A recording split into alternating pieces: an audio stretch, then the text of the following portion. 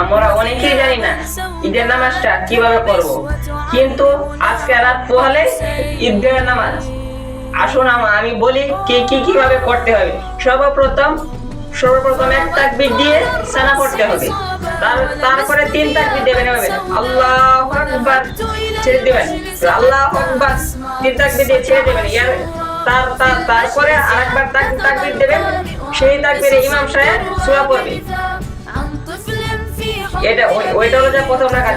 দ্বিতীয় রাকাতে ইমাম সাহেব সূরা পড়বে, আপনি চুপচাপ দাঁড়িয়ে থাকবেন।